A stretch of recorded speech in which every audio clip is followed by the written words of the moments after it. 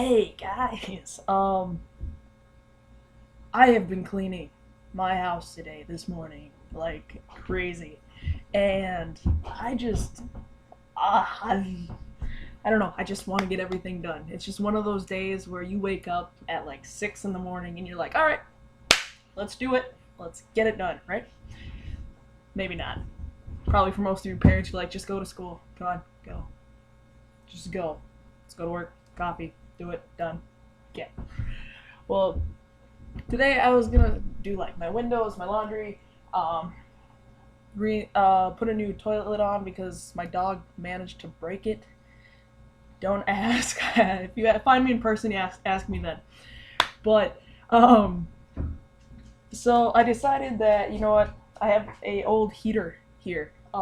It's okay. I can't say old because I don't really know what year it was made, and if some of you were around then, I don't want to offend you. But this heater here needed some cleaning underneath it and stuff. And so I decided, I want to take care of it. So I got the vacuum and I started sucking up all the dust bunnies underneath. And I got the sides done. I went into the thing as far as I could, but you can only get so much. And then I looked behind it.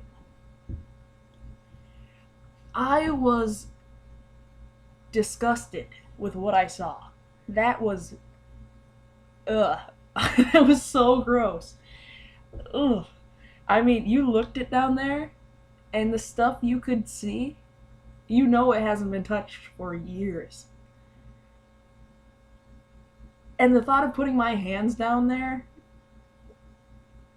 ugh, not worth it. It wasn't worth it. It's not worth getting your hands dirty for. It's not worth getting anything on your hands, catching something that could like infect your hands if you have a cut. It's not worth having something crawling on your hands that you see within a matter of seconds. It's not worth it. It wasn't worth getting my hands dirty. But I thought to myself, you know what? I gotta do it anyway.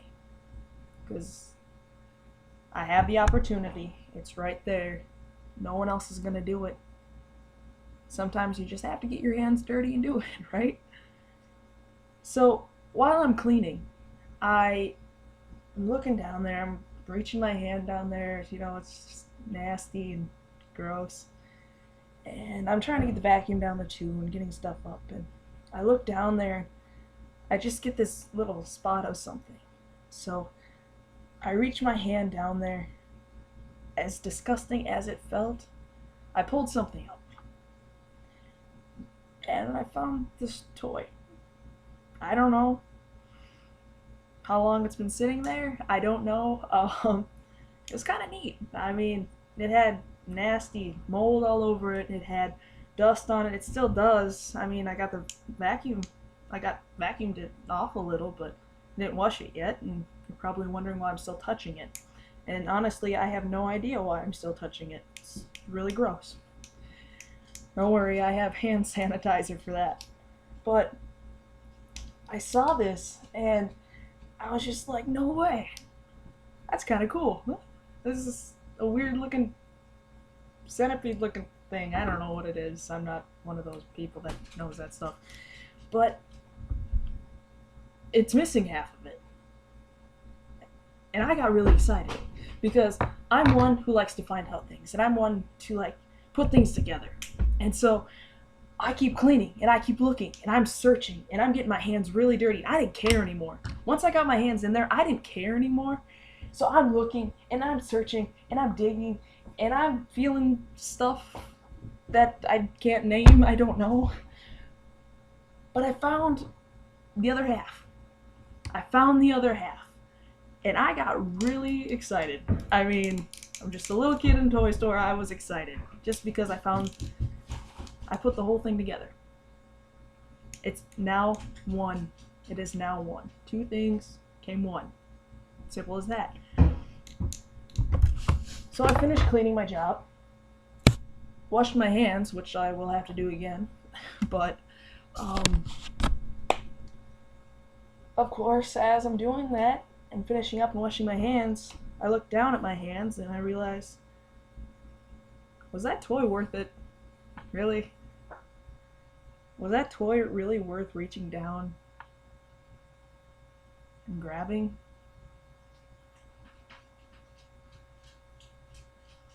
And then I thought, are people worth the time we spend on them? Kind of like the stories you hear in the Bible, or kind of like the things you hear on the news, or the friends you hear complaining about, I try and I try and I try, and it's just not getting through to them. Are people worth getting your hands dirty for? I mean, yeah, we serve other people. Some people do it for the credit. Some people do it for the joy of knowing that's what they're there for. Some people do it by the grace of God, and it's amazing. It is amazing. And I started thinking to myself, you know what? This kind of recalls me to last night. I have an amazing young woman that I know who messaged me, and she said, Laura, I did something I never thought I would do. And I'm thinking, oh no, here we go. All right. I quickly said, God, please help us through this, whatever it is. And all I asked was, what happened? And so she sent me a message saying, I met this stranger. She's a friend of a friend, and she's a teenager who was pregnant but lost the baby due to a disease. And she was just saying how she was struggling with all of that, and how she just was lost, and she started backing off of the church, and how she just didn't want to do anything with them anymore. How she was losing, I think she was losing her faith, and how she just wants to be with where her baby is. She just wanted to end it all.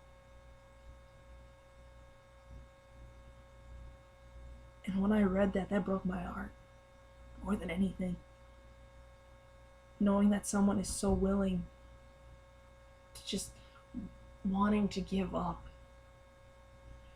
because they're facing something that they think is the end of their world, that they think is just the worst thing that could possibly ever happen to them. It hurts. I feel very sympathetic for this girl. I feel empathetic for this girl.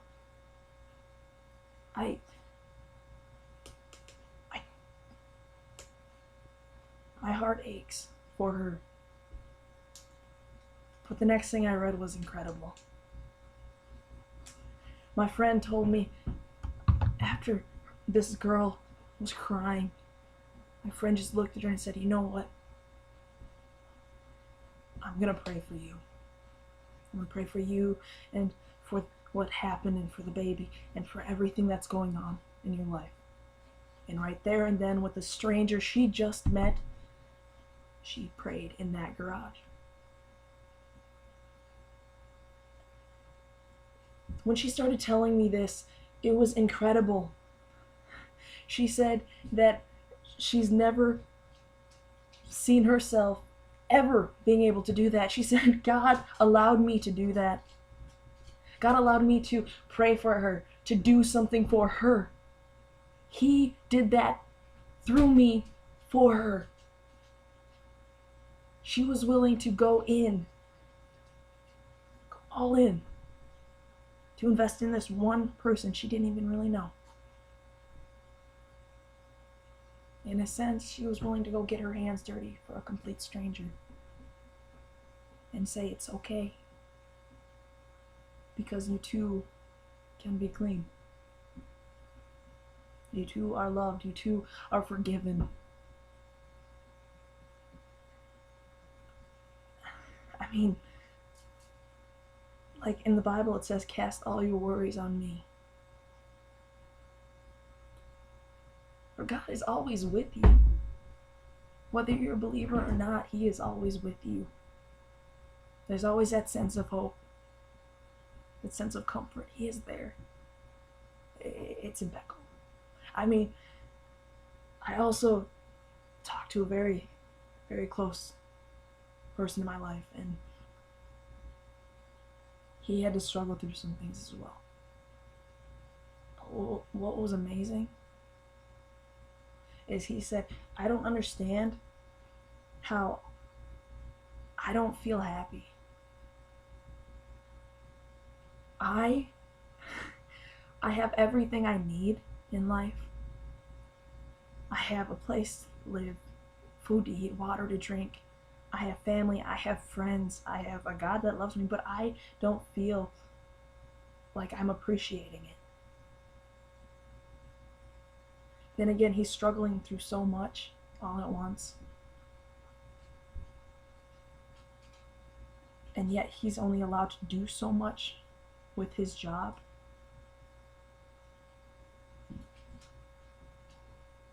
There are times like that where even I don't know the answer. I'm just human. I'm not perfect.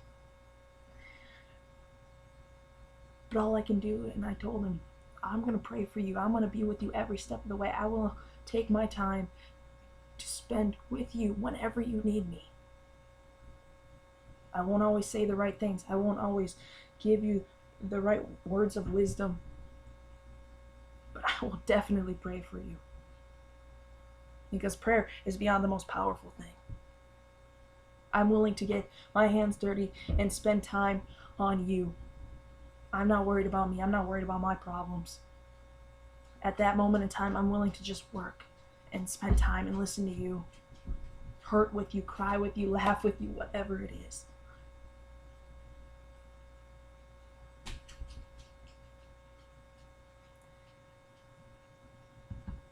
It's amazing how in life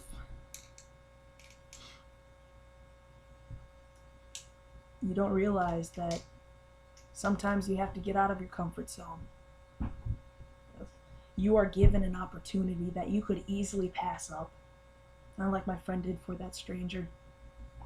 You are given an opportunity, and like most people, you just turn the other way. So God says, fine, I will give it to someone else, someone who will take it and use it. Sometimes we don't realize that we do need to go in the dirty places. And yeah, I mean, it's a simple toy, and it's noon. Just because it's a toy doesn't mean it's not worth something. Just because someone's hurting over something that seems so little to you doesn't mean it's little to them.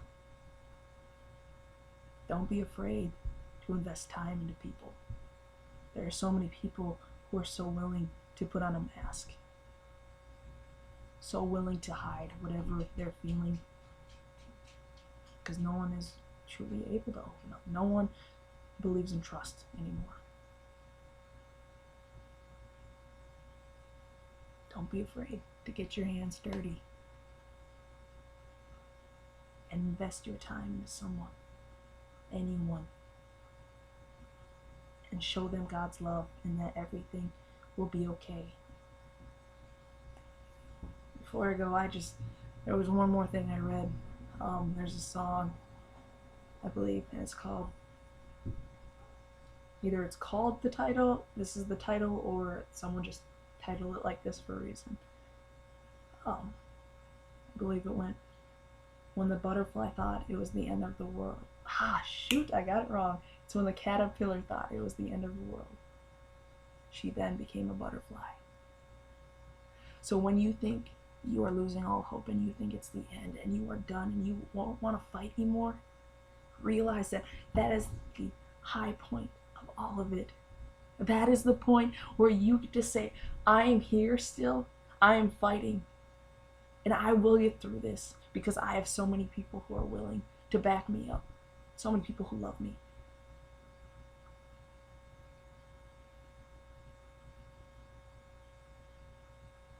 Besides, if people weren't willing to get their hands dirty, a lot of people really wouldn't be here.